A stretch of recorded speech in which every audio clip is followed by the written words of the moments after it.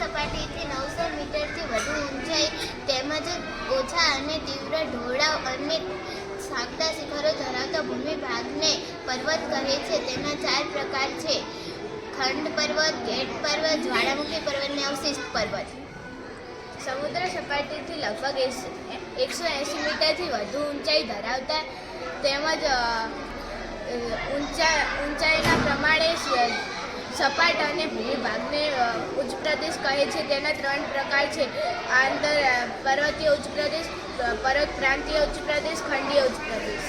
સમુદ્ર સપાટીથી 180 મીટરથી ઊંચી ઊંચાઈ ધરાવતા સમતલ કે સપાટ ભૂમિભાગને મેદાન તરીકે ઓળખવામાં આવે છે. મેદાનમાં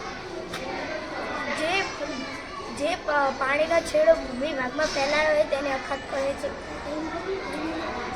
ભૂસી એટલે ભૂમિનો લંબાત્મક છેડો, જેને ભૂસી તરીકે ઓળખવામાં આવે છે. જે ચારે બાજુથી જળ વિસ્તારથી ઘેરાયેલો હોય છે તેને ટાપુ પર્વતોની હારમાળા વચ્ચે આવેલો નીચાણવાળો ભાગ જેને ખીણ કહે છે. ઉદાહરણ તરીકે કાશ્મીરની ખીણ.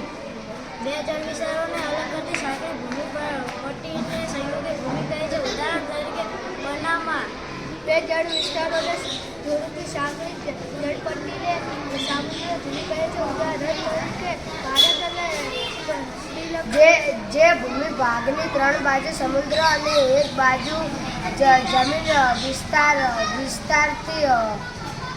વિસ્તારથી જોડાયેલ હોય તેને દ્વીપકલ્પ કહે છે. ઉદાહરણ તરીકે સૌરાષ્ટ્ર, દક્ષિણ ભારત.